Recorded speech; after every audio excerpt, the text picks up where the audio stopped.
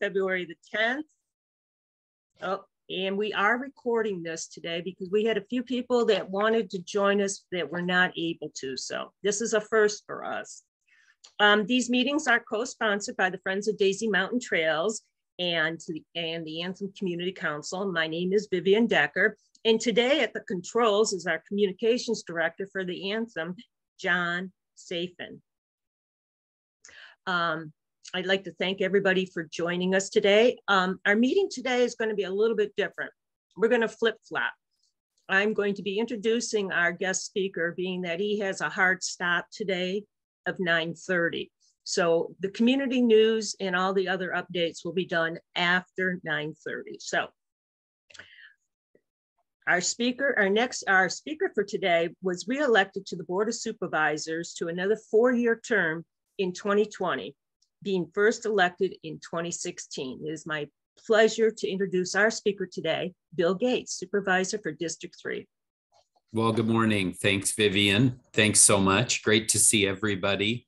I know there's a lot going on right now, so in our community, which is exciting, but appreciate you taking a little bit of time. And Vivian, thanks for being flexible because I do have that hard stop at 9:30. But I just wanted to hit on a few highlights, and then I think there are some questions too.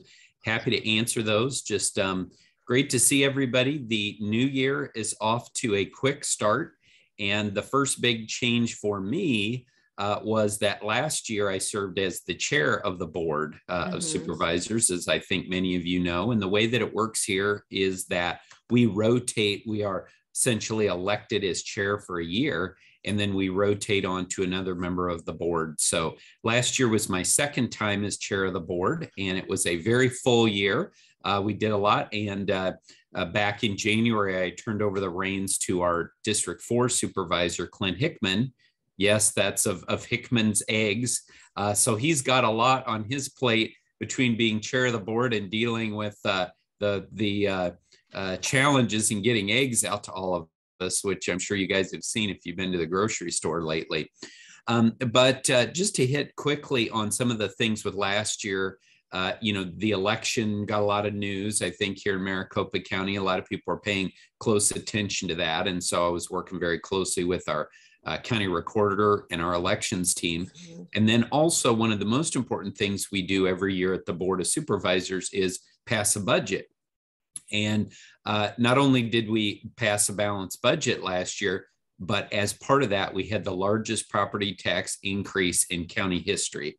So we were very proud of that, as well as being able to give our great employees a raise, that allows them to just keep up with the inflation that's out there. So that was really a focus with us with that inflation, both giving people some property tax relief, also being able to give raises to our employees so that, frankly, we can compete with all the other employers out there, but at the same time, continuing to provide great service to our constituents. So that was a big focus for us. More news for those of you who knew Chelsea, who is my deputy chief for the last couple of years. Unfortunately, she left us, but we wish her well. She actually went to work for Congressman Schweikert, and she had worked for Congresswoman Lesko and Senator Flake in the past. So I knew she wanted to get back to doing federal work, but we sure were grateful for her service for all of District 3. And very soon, we're going to have an announcement on a new deputy chief who's going to be able to jump in with both feet here very soon. So we're really excited about that. But in the meantime, Zach continues to be my chief of staff. And then folks here in the office are helping us to keep up, with Chelsea's departure. So wanted to let you guys know about that. We are a subdivision of the state of Arizona. So it means for most things, we look to the legislature to give us authority to do certain things. And so I've been down at the legislature a lot already, visiting with several of our senators and representatives, talking about various issues, elections, talking about the animal care and control concerns that some people have. So it's been really good to get out there. Now, as everyone knows, we now have divided government here in Arizona for the first time in many years, with a Democratic governor and a Republican legislature. So chances are not a lot will be getting done out there. And some would argue that's not so bad. We could probably have that debate back and forth. But I know certainly in the area of education and some others, I think they will be getting some things accomplished. But we are watching very closely what's going on out there, including a bill that's been proposed to split Maricopa County up into 4 counties. You may have heard about that. Also the other issue that is going to be big out there at the legislature from the county's perspective is the continuation of Prop 400. That's what helps fund the roads and transportation across the county. So that's something that we're watching very closely, looking for the legislature to give us the authority as the Board of Supervisors to call for a vote in the near future to find out whether the people of Maricopa County want to renew that particular item. So I see, I don't know that there's a question in the chat, Vivian. I don't know how you want to handle those, but I did see that pop up and wanted to be responsive if that's appropriate. Well, I leave that up to you. We do have a few questions that were mailed in ahead of time. So if you'd like, you can go ahead and yeah, what do you want to start with those? You want to start with those that people have already mailed in, and then we can get to these down in the chat once we get through those. That sounds like a plan. Are you ready for some questions? I think so. I think those were the, oh yeah. And I did want to announce that we are in the process of getting our regular meetings at the firehouse going again. So yes, did want to let you know that, and we'll have an announcement on that soon. So thank you. Great, yeah, but with that was pretty much what I wanted to hit, and happy to answer questions and see what everyone would like to chat about. Okay. The first question that did come in by way of email, and I'm going to set this up a little bit, is that there's an area plan for, and it's called the Daisy Mountain New River Area Plan, which provides specific guides for citizens, Maricopa County Planning and Development staff, Planning and Zoning Commission, and the Board of Supervisors concerning growth and development in the planning area. The first question is, Desert Hills is growing in a way that supports, is Desert Hills growing in a way that supports the Daisy Mountain Area Plan?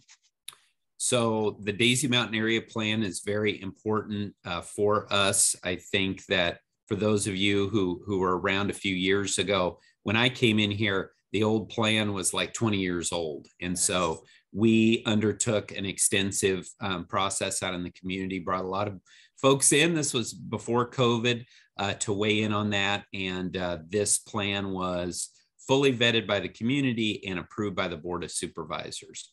And so it is very important to me that we continue to grow in a way that is consistent with the plan. So it is, and in fact, if there are projects that are inconsistent with that, I would not be inclined to approve a project like that. Now, I do think it's important that people understand that when we get to this issue of wildcat subdivisions, there are limitations on what the Board of Supervisors can do. And I believe, in my opinion, that is unfortunate. That is because of state law. I think as we have a pretty sophisticated audience here, you guys know that folks can, subdivide into 5 lots. I'd like to see that change at the state level. But unfortunately, there's not been the political desire to do that up to this point. But as it relates to specific projects that are brought to this board, I have told folks for many years that I think your area of the county is beautiful and it's a great place to live. And you all came out there for the way of life that exists out there. And I don't want to see that change. Growth occurs, but the growth needs to occur in a way that's consistent with the nature of the community. I don't want it to look like downtown Phoenix. I don't want it to look like the Camelback Corridor. And I have yet to meet anyone out there who does. It's a great combination, I think, of Anthem, Desert Hills, New River. They all have their own nature, their own sort of way that they've developed, but the way that they've developed is what the neighbors want to see, what the residents want to see, and I support that continuing. Now, we do know a TSMC coming in just down the road. You know, that's going to bring a lot more population into the area, but frankly, in my opinion, City of Phoenix, you know, is well positioned to allow for that development, even Peoria, in a way that's just much more intense. That's how they've planned their areas, and we've planned unincorporated Maricopa County in a different way, and we need to maintain that nature. But I sure appreciate all of you being involved and letting me know your thoughts as development projects do come to us moving forward. Okay, thank you. And just for a little bit more heads up on that Daisy Mountain New River Area Plan, it's 119 pages long, and you can look it up you can Google it, and you can actually come up and actually read that. And it was updated in November of 2019. Yeah, and you know, one of the things too, in addition to development, is also open space. That's so important in our area. And so that's something that we continue to be committed to as a board in all of our different areas across the county. And I certainly feel that way about the Daisy Mountain area as we move forward here. Okay. Well, and then the next couple questions are actually follow questions on the same subject.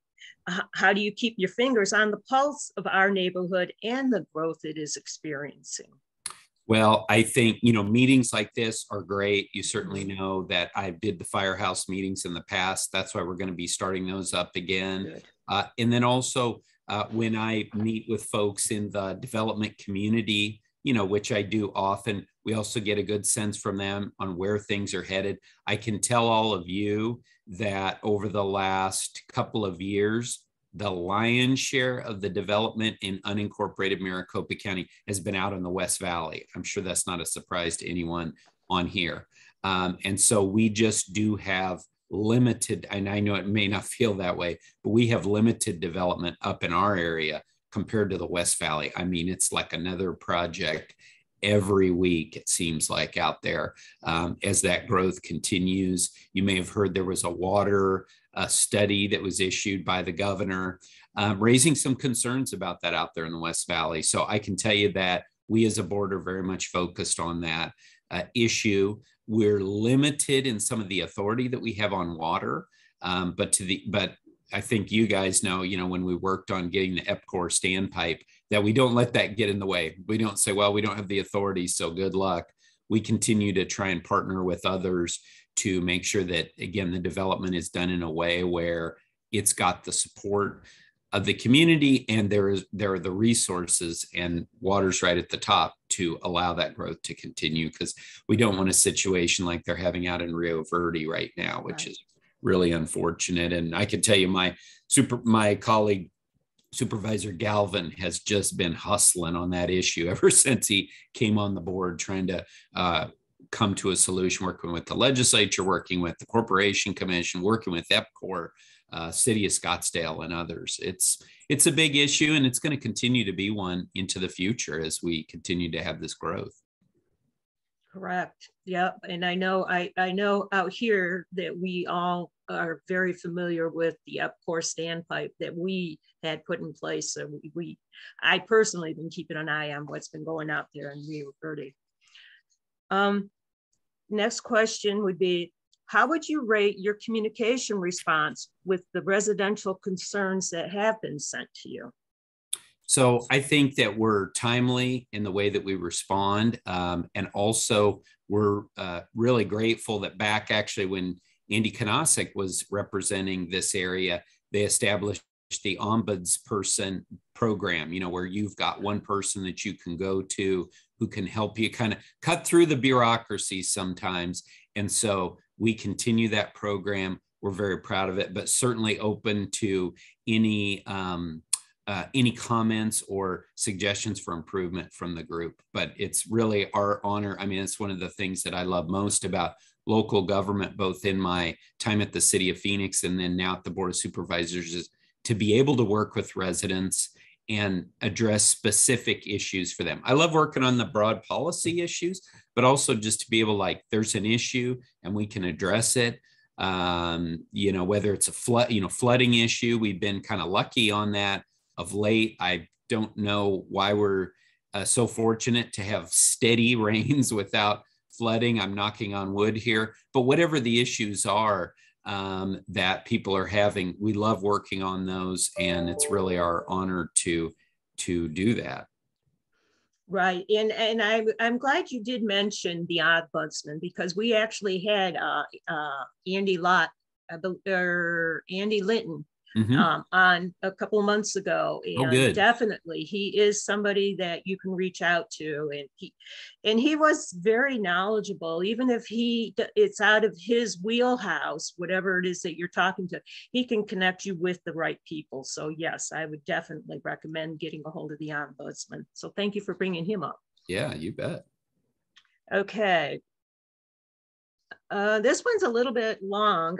In recent years, we have seen rapid development when it has come to owners that put the cart before the horse, starting up businesses that go way beyond the home occupation guidelines for our area, which is RU43. These businesses owners see begging forgiveness rather than asking for permission as an acceptable tactic, and it seems to work. In the meantime, the neighbor's lifestyle is impacted negatively and they become the watchdogs for the county. How do you work to prevent this and support the homeowners that moved here for the rural lifestyle Desert Hills offers? Yeah, that's another issue that I've dealt with for years, both in the city of Phoenix all the way up to your area. And I actually heard there's a bill out in the legislature to give residents even more rights to run businesses in their homes. I'm opposed to that. I think that is definitely not the direction that we need to go. So I would encourage all of you to keep your eye on that one. Hopefully that doesn't get legs out in the legislature. But we recently had the ISFAN granite case that kind of sounds like that one, which just came in front of the board. And so, look, here's the reality. We have a big county. Everyone knows that. And we don't have the resources, and I don't think you all would want to pay the taxes that you'd have to pay to have a county employee on every corner, watching for people doing businesses, running businesses out of their houses. So we do depend on all of you, and we're super grateful for it. So in that particular case, because you all reached out to us, we were aware of it. We then sent inspectors in there, told them to stop violating the rules on this. And then the homeowner asked to be allowed to do more intense work there with noise and, debris and all this. Came in front of the Planning Commission. It was denied unanimously. And then we had a hearing this week at the board, and I also voted along with my colleagues unanimously to deny it. So that homeowner said that any operations he's going to do are going to be quiet. They're not going to be heard by the neighbors. But if it is, and if he's going outside of the lines, I know, well, first of all, it's on our radar now, quite frankly. So we'll be looking at that. But also I know that the neighbors will be reaching out as well. So I feel really bad for people who have that sort of a disruption on their enjoyment of their house. But we are a complaint-based system. That is how it works. And we do respond to those complaints, and we've got a great team that can do it. But I stay fully committed that, home businesses need to be very limited and should not be making an impact on neighbors, including, a bunch of cars. We have some of that sometimes. It'll be, people parking all over. It needs to be very limited so that everyone can enjoy their homes, and particularly out in your area. Right. Well, and I know these questions are a little bit specific for our area, but then I also want to come to your defense a little bit, because I know that when residents were having problems, I'll just go with the cell tower. You were actually right there. You were boots on the ground, as they said. So you were out there and you looked at the area. And so I know that you do care and you do come out. So I'm looking forward to the meeting starting up again at the firehouse. Me too. That'll be good. Okay, well, those were the ones that I had from email. So we'll go ahead to the chat ones. You still have a couple of minutes. I'm going to hold you right to that minute. Please do. Please do. I'm pulling them up here. Okay, the first one would be your position regarding increasing the number of supervisors. So, I'm happy to have a discussion on that, but my opinion is that given the current structure that we have right now, the 5 of us, it operates well. We have representation of both Republicans and Democrats, which I think is important to have that bipartisan perspective. And coming from the city of Phoenix, where we had 8 council people and 1 mayor, it just sometimes it can get a little unwieldy. So, happy to look at it, but I think my opinion is I would put this under the if it ain't broke, don't fix it. I'm typically not somebody who's looking to grow government unless there's a good reason for it. And I don't see it in the context of the county supervisor. So I think we're good now, but again, happy to have a discussion with others on that. I don't know if there's been a bill introduced in the legislature this year. There was one last year. So we'll see. Good question, though. Okay, and you can see the chat one, so I'll let you go ahead. And looks like Susan wants to say thank you for supporting the approved plan. And then you got the next one. Okay, yeah, so it says, I realize most of the new development is in the city of Phoenix. However, the developments don't appear to include sufficient open space and recreational facilities. That will put pressure on those facilities in Anthem and the New River, Desert Hills area. What can the county do to help alleviate this apparent lack of facilities in the new development?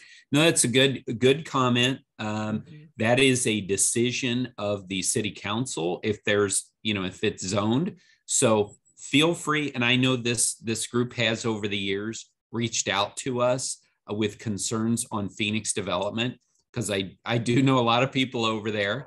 Some of those people I either served with or have gotten to know, like Ann O'Brien, has taken Thelda Williams' place. So I would encourage you all to reach out to me if there are things that, no guarantee that Ann's gonna, I know Ann will take my call. It doesn't mean that she'll necessarily agree with me, but she and Thelda before her, wanted to make sure that the city of Phoenix has good relations with the folks up in our area. So again, this is something we're going to continue to see growth in the city of Phoenix that abuts our area, definitely with TSMC. So let's stay in touch on that one.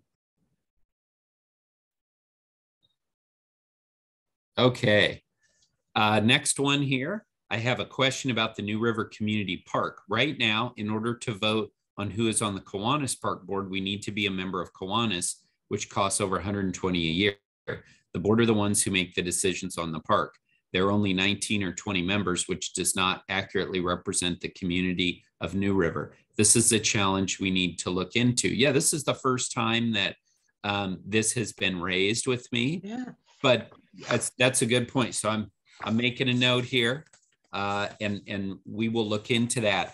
I'm just curious, are there any, this question's from Eileen, are there any particular concerns about, oh yeah, well, here we go. Here's the email with questions. So Eileen, I will email you and follow up on that, but thank you for raising that. And in fact, technology here, I'm just going to take a picture of the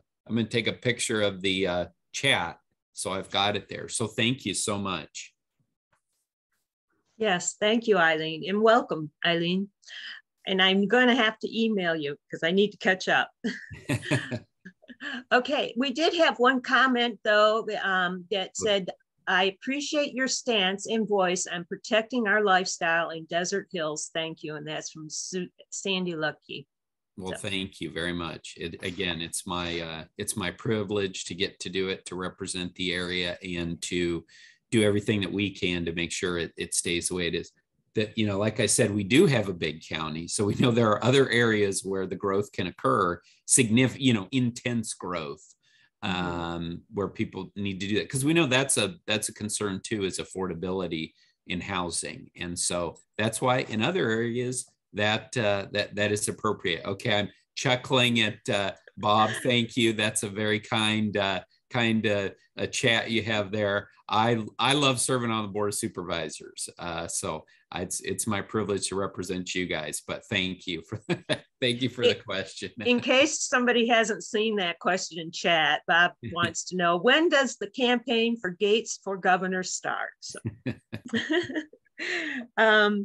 Okay, well, I don't see any other questions.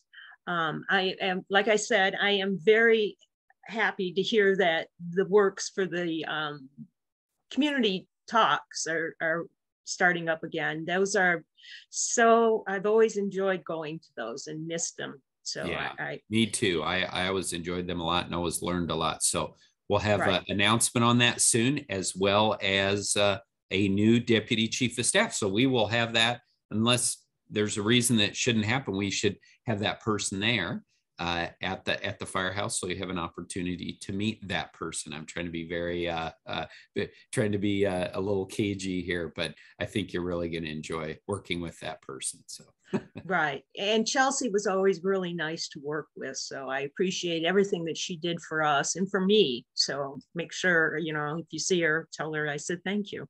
She was always very welcoming. I will do that. Thank you.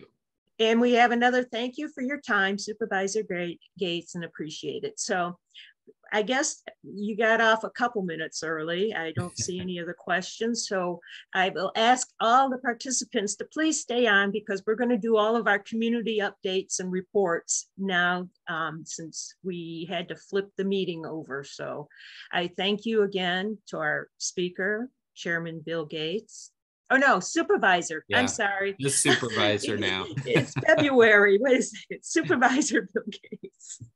Okay, and I appreciate you joining us and answering our questions. Great. Well, thanks, Vivian. Thanks, everybody, and have a great weekend. Stay safe out there. Thank Bye-bye. you. You do the same. Thank you. Okay, so now I'm going to go ahead and take the meeting back over. Normally we do our community report, and Ann Hutchinson was not able to join us today. So I'm going to go over the community report for her as soon as I can remember where I put it. Okay. Now this community report, you can always see it in its entirety and be able to click on all the links and websites through daisymountain.org, which is the Friends of Daisy Mountain Trails website. Okay, for ongoing, she's got the I-17 improvement project that you can click on. Lunch at New River Senior Center, which is Monday through Friday, 11:30 in the morning at the New River Senior Center. Ongoing is the Foothills Food Bank food sharing. Some of the other things I've highlighted, and she has a whole list of different things. Spring vegetables, making the most of a fast season. It's in person. You can, this is down on East Broadway in Phoenix, and the Master Gardener Pam Perry will be doing a program, and you can register for that. Phoenix District 1, Councilwoman Ann O'Brien is doing a community meeting, dinner meeting at the Mel Martin Auto Museum. And that's on February the 27th. And there's a RSVP link for that. The Kiwanis Club of Greater Anthem area, they have the hybrid meeting second and fourth Tuesday. And that's at the Civic Building, and it's free. And the next meeting is February the 28th. Let's see, Anthem Area Chamber of Commerce meeting at the Civic Building. The speaker, when Ann wrote this, was to be announced, but it's Stephanie Callens, and she's with Mission 22, providing support to veterans and their families. And that's on March the 9th at the Anthem Civic Building from 7 to 8:15 in the morning. And there is a charge for that, $10 early and $15 for entry fees. And then close to my heart, Friday, March the 10th at 9 a.m., our representative town hall Zoom meeting hosted by Friends of Daisy Mountain Trails and the Anthem Community Council. Our speaker for that will be Aaron Baker, the Executive Director for Anthem Community Council. Saturday, March 18th, from 7 a.m. to 5 p.m., the Scottsdale Saddle Club will be at the New River Kiwanis Community Park. You can learn to pole bend and barrel racing, and guests are welcome. Also, for a real quick follow-up, last month I mentioned how Bureau of Land Management would be conducting several burns in Maricopa and Yavapai counties through March. I have been in constant contact with the Bureau of Land Management Public Affairs Specialist, Mr. Wonderly, and his last update is that the Lake Pleasant area burn is 3 piles that are low on the district's priority list for burning. So they'll probably wait until the end of March before crews get to them. So I have an open email dialogue with him. So I will try to keep everybody, like Chris, I'll keep you updated so you can get that into your, on your Facebook, and obviously with John, so Anthem knows. So, because depending on the wind, we could actually get the smoke off that burn. So that's all I have for Daisy Mountain Trails. And I'm going to see if John has some of the Anthem Council news. John, are you there? There he is. I am here. Morning, everybody, and happy National Umbrella Day. Okay. Hopefully we won't need it today. However, according to the forecast, it's supposed to snow Tuesday morning in New River and Anthem. So be prepared. Coming up with the Anthem Community Council this Sunday, we have Market in the Park. Sunday, February 12th, 9 a.m. to 1 p.m. over at the community park. You're not going to miss the crowd. This Wednesday, February 15th, we have our Community Resources Fair. This is a first-time event. It'll be at the Anthem Civic Building, 5:30 to 7 p.m. It's a walk-through fair. You don't need to register. Just come on in and check out to see what's available to make your life and your household life better. We have partnered with the Anthem Area Chamber of Commerce to do the Anthem Job Fair Saturday, February 25th, 10 a.m. to 1 p.m. at the Anthem Civic Building North parking lot. Yes, this will be an outside event. So if you know anybody who's looking for a job, or you know a business owner or manager who needs employees, this would be a great opportunity for both. And then finally, we have Anthem Days coming up March 25th and 26th, with the carnival opening the evening of Thursday, March 23rd. And everything that I have talked about and much, much more is available online at anthem.com. And Vivian, thank you, and back to you. Wow, thank you, John. Okay. Well, and John said, anthem.com or daisymountain.org, where you can actually see for future meeting speakers and all those community links that Ann Hutchinson puts in her community reports. Plus, we do have PDF of past presentations. So Jacqueline Edwards, who was on last month, she actually got us our PDF. So still working on getting that up on the website. That's a process. But anyway, I'd like to thank everybody for joining us. And this meeting was recorded, so there will be a link that can be sent out. If you so request one, you can request it, I guess, through our Gmail, our Daisy Mountain Trails Gmail, or John. What we're going to try to do is see if we can post it online, either on YouTube or Facebook. And Vivian, what I'll do is once we figure out what our options are as far as making it available to everybody, I'll let you know, and you can share it with your distribution list. Okay, thank you. Yeah, and it's like I mentioned at the beginning, this was our first meeting that's been recorded. So we had some members that that couldn't join us, but wanted to hear Supervisor Gates. So this was an added plus for today. So I thank everybody for joining us today. I know it's ending a little bit early, and I'd like to say thank you, James Lass, for joining us today. He's a student at the ASU at the Walter Cronkite Journalism, correct? Yes, yeah, I'm actually covering the meeting today for the Foothills Focus for the West Valley View, so I'm excited to be able to be here. Thank you for joining us. We appreciate you being here. And I don't see any questions, so I guess everybody, you get out a little early today to enjoy the wonderful weather that we have for this weekend. And be it football or golf or just taking a walk outside in our beautiful weather, everybody please have a wonderful weekend and stay safe out there, okay? We'll see you next month, I hope.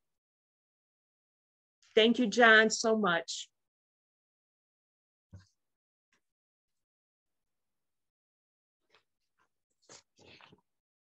Thank you, Bob.